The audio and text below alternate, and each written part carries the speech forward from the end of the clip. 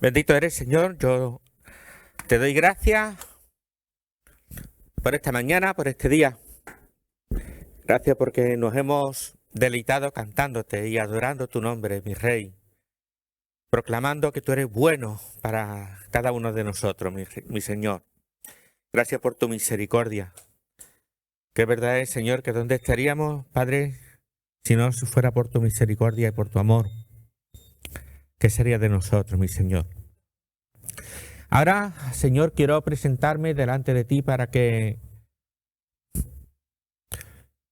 tú hables a tu pueblo. Me ha tocado a mí, Señor, predicar hoy. Yo te ruego, Señor, que seas tú el que le hable a cada uno de las mentes y de los corazones, a los hermanos que se encuentran con nosotros en esta mañana y a los que con el tiempo, Señor, puedan escuchar esta retransmisión por internet. Yo te pido, Padre, que esta palabra sea buena, sea para edificación. Sí, como tú me has enseñado, Padre, y me has bendecido, y tú sabes que me has bendecido. Yo te pido, Señor, que tu Santo Espíritu haga tu trabajo. Espíritu Santo, muévete con libertad. Háblanos y haznos entender. Y hazme entender, Espíritu Santo, lo que tú quieras decir, Padre. En tu nombre, mi Rey. Amén. Y amén. Amén. Somos una generación de cristianos que no tienen fortaleza, que no perseguimos ningún fin, y una generación de cristianos en la que estamos amedrentados por las situaciones y siempre vamos en derrota, y ese es el fin que tenemos. Amén.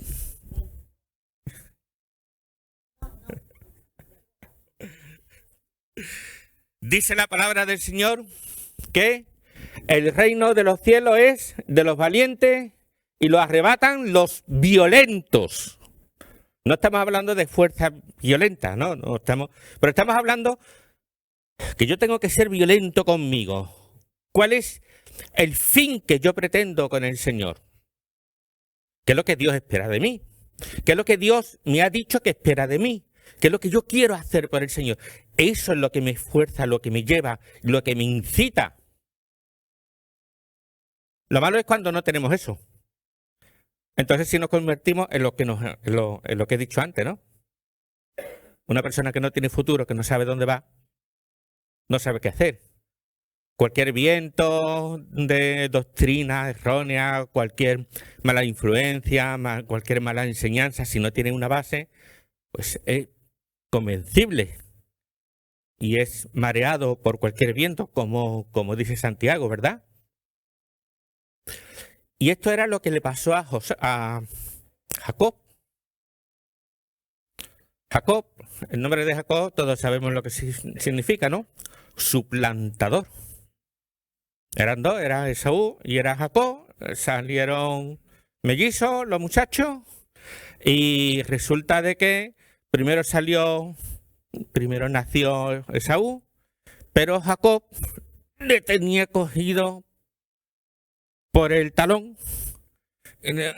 Yo quiero salir antes que tú. Desde chiquitito, ¿no? Como que le salía esa fuerza. Y le pusieron suplantador. Todos conocemos la historia de Jacob, ¿no? Compró la primogenitura por un plato de lentejas, ya tenía que tener hambre el muchacho. Y luego le robó la bendición al hermano, porque se hizo pasar por el hermano, y la bendición que era tan importante en aquel tiempo, hoy en día ya no es tan importante, ¿verdad? Hoy pensamos que la bendición deja mucho que desear, como que era más bien de los tiempos antiguos. Pero la bendición del padre era sumamente importante, porque a pesar de ser cierto, era real, era verídica, tenía un peso y se cumplía. Bueno, pues le robó la bendición del padre al hermano mayor, que ya no era el hermano mayor porque lo había suplantado, pero bueno, se la robó. El hombre tenía intención de prosperar. El hombre no se puede decir que se amedrentaba por la situación y por las cosas. El hombre quería y tenía ánimo y quería prosperar y ser algo, ¿no? No quería ser el segundo de a bordo, quería prosperar. Todo esto, ¿a qué le llevó? Niño, corre, que como te coja tu hermano te va a sesionar el pescuezo, que va por ti. Pero que te vaya ya, que no coja ni alforja, que te vaya ya, que como te coja tu hermano, te cruje, te deja en el sitio. Jacob tuvo que salir por patas. Que me mata mi hermano, me llevo la bendición, me lo llevo todo, pero mi hermano es que va en contra mía. Y el hombre empieza a andar y andar y andar y andar. Y llega un momento y tiene sueño. Y se queda dormido. Y coge una piedra y se la pone de almohada. ¿Os acordáis?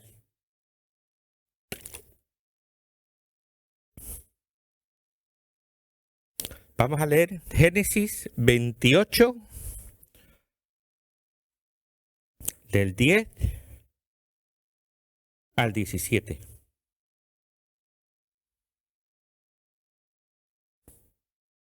Esta es la historia de Jacob. Génesis 28. Aquí. ¿Ven? Dice la palabra del Señor. Y salió pues Jacob de Beerseba y fue a Aram.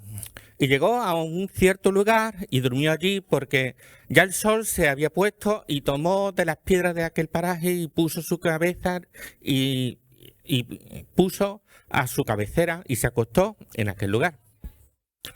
Y soñó, y he aquí una escalera que estaba apoyada en tierra y su extremo tocaba el cielo, y he aquí ángeles de Dios que subían y descendían por ella.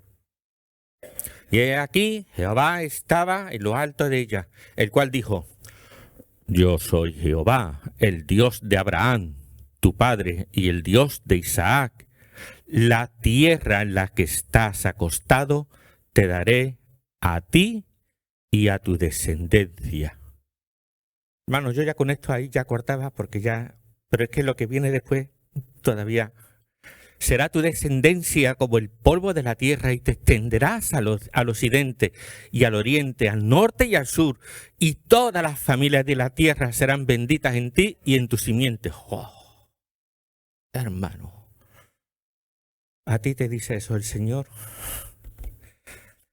y ya no eres capaz de despertarte. Dice: Señor, déjame en el sueño tal y como estoy. Pero es que para más, ahora coge Dios y le dice: he aquí, yo estoy contigo y te guardaré por donde quiera que fueres, y volveré a traerte a esta tierra, porque no te dejaré hasta que haya hecho lo que te he dicho. Y despertó Jacob de su sueño y dijo: ciertamente Jehová está en este lugar, y yo no lo sabía. Y tuvo miedo y dijo: cuán terrible es este lugar. No es otra cosa que casa de Dios y puerta del cielo. ¡Qué bendición! Oye, en un sueño Dios te dice que la tierra donde está, que venía huyendo del hermano, que la situación de Jacob en aquel tiempo personalmente era conflictiva, era atrapadita. Venía huyendo del hermano, tenía sueño, estaba solo, en medio del desierto, en una tierra desconocida. Y ahora coge Dios y te dice: la tierra donde tú estás, te la voy a dar. Vas a tener descendencia increíble. A tu descendencia le voy a dar esta tierra, y a ti también, y más todavía. Pero también le dice una cosa: yo estoy contigo y te guardaré por donde quiera que fueres. Yo estoy contigo. Qué bonito, ¿no?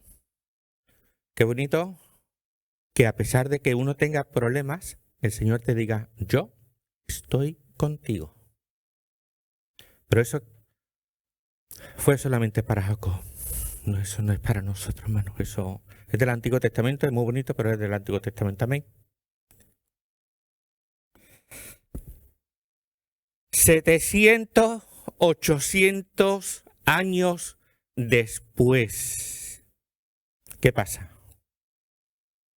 Nos vamos a ir al libro de los Jueces. Jueces, capítulo 1, versículo 22 al 26. Mira qué es lo que pasa con la historia. Ah, bueno, por cierto, Jacob le cambió el nombre. ¿Sabéis el nombre que le puso a ese sitio? ¿Os acordáis? Betel, que significa casa de Dios. ¡Wow! 700, 800 años después, Jueces 1:22 dice, aquí Israel estaba conquistando la tierra prometida. Muere Josué, se quedaron los jueces y todavía falta por conquistar algunas partes que no lo conquistaron en su momento. Y dice, también la casa de José subió contra Betel. Vaya, y Jehová estaba con ellos. Otra vez lo dice. Que, llamativo, ¿no? Siempre ha estado ahí el Señor. También la casa de José subió y Jehová estaba con ellos. Y la casa de José puso espía en Betel, ciudad que antes se llamaba Luz. Y los que espiaban vieron a un hombre que salía de la ciudad y le dijeron, muéstranos ahora la entrada de la ciudad y haremos contigo misericordia. Y él le mostró la entrada de la ciudad y la hirieron a filo de espada, pero dejaron ir a aquel hombre con toda su familia. Y se fue el hombre a la tierra de los Eteos y edificó una ciudad, la cual se llamó Luz. Y este es el nombre hasta hoy. Os pongo en referencia. Llega Jacob, se queda dormido, tiene la visión, tiene la palabra de Dios, se despierta el hombre, coge la piedra que se puso por almohada, le echa aceite, la pone como altar. Y me acordé mucho de la predicación tuya la semana pasada porque tiene muchas coincidencias. La pone como altar, la unge. Dice, esto será Betel, será llamada Betel. Y desde ese momento, para Dios, esa tierra se llama Betel. Porque 800 años después, es Dios quien dice, a Betel te la voy a dar. La que antes se llamaba Luz. Luz se escribe luz y se verbaliza luz. Pero el significado hebreo de luz al español es almendro. ¿Vale? José le cambió el nombre y fue la casa de Dios. 800 años después recibe la herencia, el pueblo, la descendencia de Jacob, de Israel. Qué precioso que el Señor nunca se olvida del pacto que tiene hecho con nosotros. Si para nosotros 17 años que Abraham estuvo esperando el nacimiento del Hijo, ¿cuánto más 800 años para poder conquistar una tierra que Dios llamaba las cosas que no son como si fuesen? Y es verdad, hermano, muchas veces nosotros tenemos esas promesas de Dios en nuestra vida, pero tenemos que tomar la inercia que tomó Jacob, la inercia de seguir perseverando por conseguir las promesas del Señor. ¿Y cómo seguimos perseverando? ¿Cómo conseguimos? ¿Cómo le arrancamos? ¿Cómo forzamos a Dios para que nos devuelva esas promesas? Para que nosotros las recibamos. ¿Hay un truco? ¿Pensáis que hay un truco? Hermano, sí lo hay. Se llama... No se lo digas a nadie, ¿eh? Que no salga entre nosotros. Paciencia. Por la paciencia, Abraham alcanzó la promesa. Por la paciencia, muchos hombres de fe que leemos en Hebreos 11 alcanzaron lo prometido. Pero esa paciencia se produce por la fe, por la confianza que yo tengo en el Señor, de que lo que me ha dicho que me va a dar, yo no voy a dejar de luchar por ello. Porque tenemos una herencia. ¿Tú tienes tu herencia? ¿Tú tienes tu promesa de Dios para tu vida? ¿Tú has conquistado ese Betel que nos falta? Porque si en el Antiguo Testamento Betel era casa de Dios, el lugar donde Dios se mueve, hoy en día, ¿quiénes somos nosotros? ¿No somos templos del Espíritu Santo? ¿No es lo que dijo Ezequiel en su tiempo, que dijo, he aquí, yo voy a habitar en los corazones, voy a quitar el corazón de piedra, voy a poner un corazón de carne, para que mi espíritu habite en vosotros? ¿No es lo mismo que dijo Pablo a los corintios? Cuando dicen, ¿acaso no saben que su cuerpo es templo del Espíritu Santo? Quien está en vosotros, al que ha recibido parte de Dios, ustedes no son propios de vuestros cuerpos. Nosotros hemos sido comprados por un precio. Por tanto, honremos al Señor en nuestro cuerpo. Y un poco más adelante, un poco más atrás, 1 Corintios 3:16 dice, ¿no saben que vosotros sois templos del Espíritu de Dios y que el Espíritu de Dios habita en vosotros? Por lo tanto, hermano, tenemos esa similitud con Betel. Estamos hablando de lo espiritual. Hemos conocido a Dios. Tenemos esa tierra prometida, ese Betel en nosotros, que nos hemos convertido en templos del Espíritu Santo, el cual hacemos bien en cuidarlo, alimentarlo, exponerlo, como estuvimos haciendo ayer, ¿no?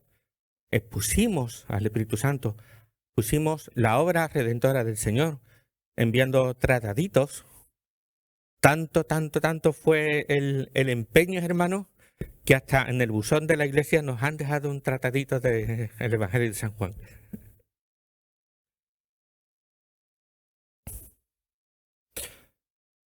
Pero siempre hay una cosa en nosotros que se tiene que asemejar mucho al pueblo de Israel. Que aunque nosotros tengamos las promesas, muchas veces tenemos que conquistarlas. Tenemos que asirnos de ellas. ¿Cuántos ejemplos encontramos en los evangelios de cuando el Señor Jesús sanó porque una anciana tocó el borde, porque le bajaron a un paralítico por el tejado, porque una mujer llegó y se arrodilló y Jesús la trató como si fuera un perro? Fueron personas impetuosas, personas que buscaban, personas que necesitaban de la presencia del Señor. Hermano, hasta que la iglesia no sea, hasta que la iglesia no entienda y no tenga ese mismo celo, hasta que la iglesia no entendamos cuál es el celo por el Señor, el celo porque Dios habite de forma real y yo entienda que es real la presencia de Dios en mi vida, yo tengo que estar conquistándome continuamente. Yo tengo que estar arrebatándome cosas continuamente. Yo tengo que estar cargando una cruz continuamente.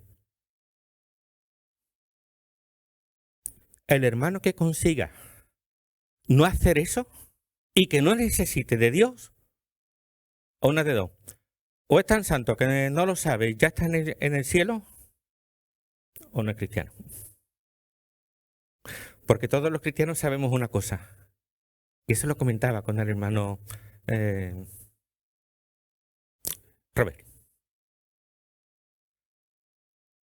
Nosotros santos y perfectos no vamos a ser nunca.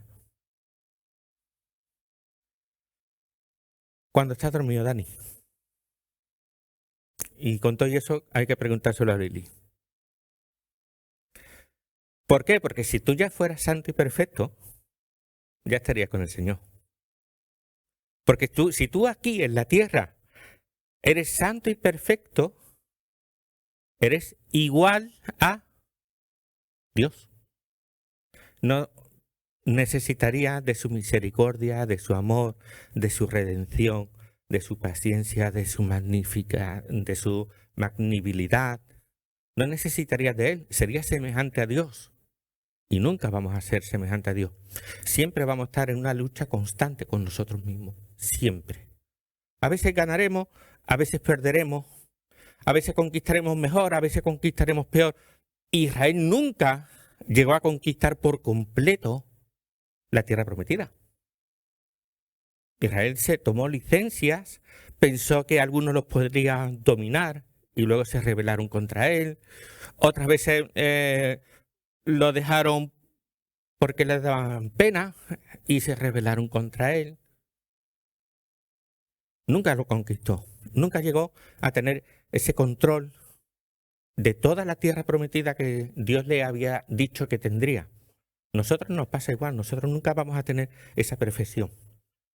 Pero lo que sí es necesario que la iglesia tenga es el celo por el Señor, el celo por hacer las cosas bien delante del Señor. ¿Y cómo se hacen las cosas bien delante del Señor? Pues no lo sé.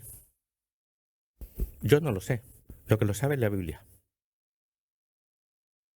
Y es la Biblia la que nos enseña cómo tenemos que manifestar el celo del Señor. Si yo digo aquí, el celo del Señor tenéis que manifestarlo limpiando guitarra. A lo mejor acierto, a lo mejor no acierto.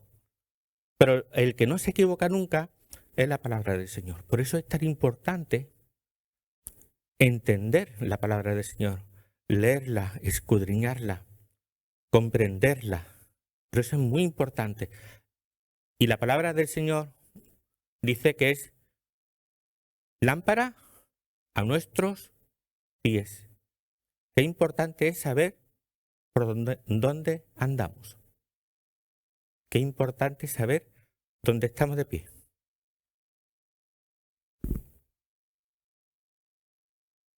¿Qué película que se digne no tiene un aterrizaje forzoso?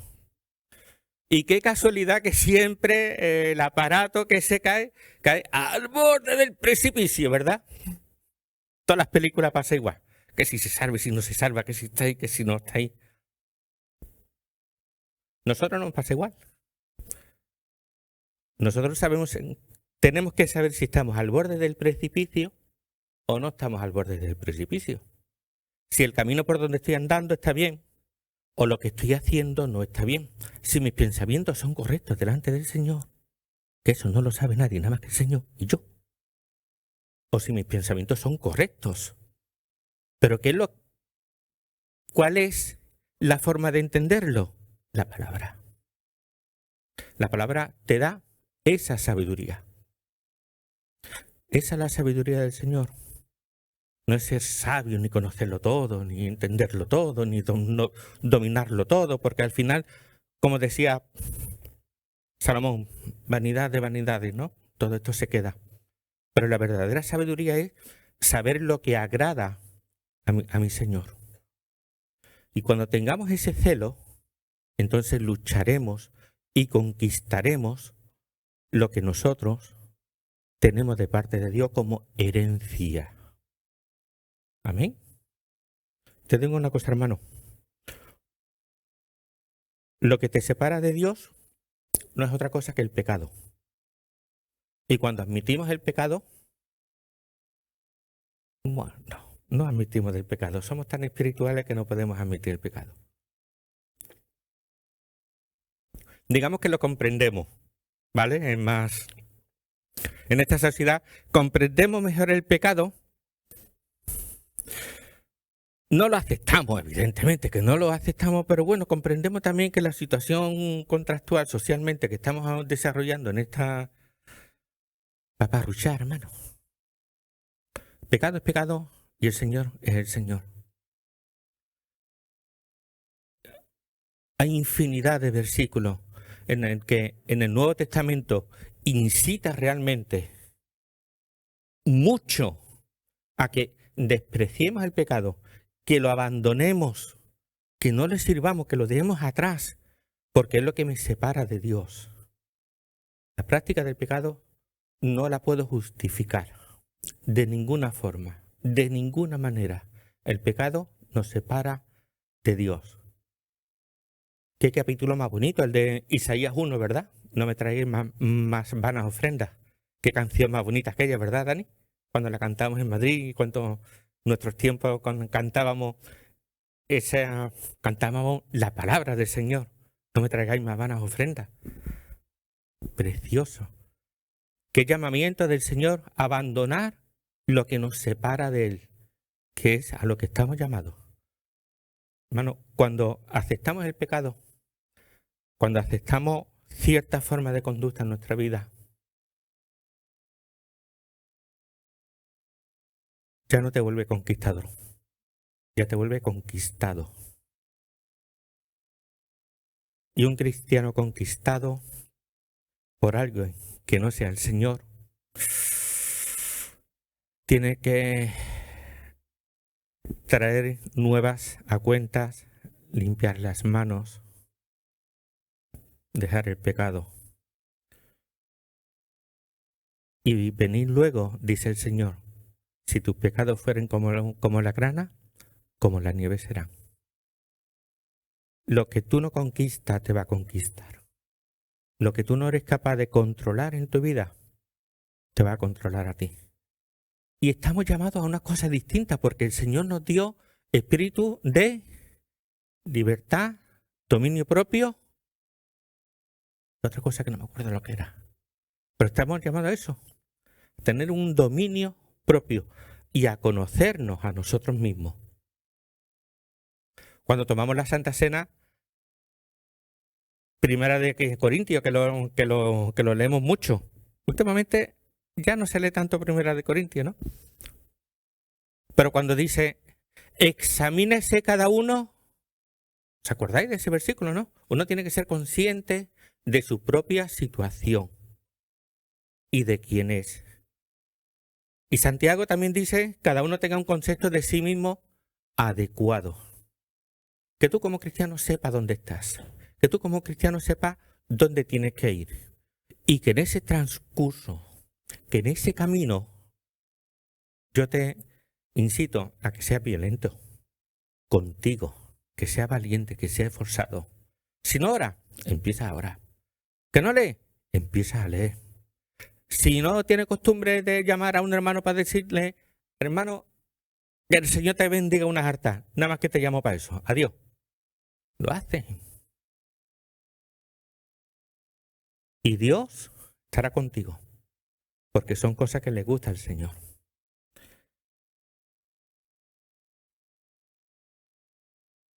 Dice los versículos que hemos leído, ¿no? He aquí yo estoy contigo y te guardaré por donde quiera que fuere. Y el Señor te dice eso a ti en esta mañana. He aquí, yo estoy contigo, te dice el Señor. Te voy a guardar donde fueras. Y si vas a conquistar algo, como le dijo en el versículo de Jueces que hemos visto, dice también a la casa de Josué subió contra Betel y Jehová estaba con ellos. Señor está contigo.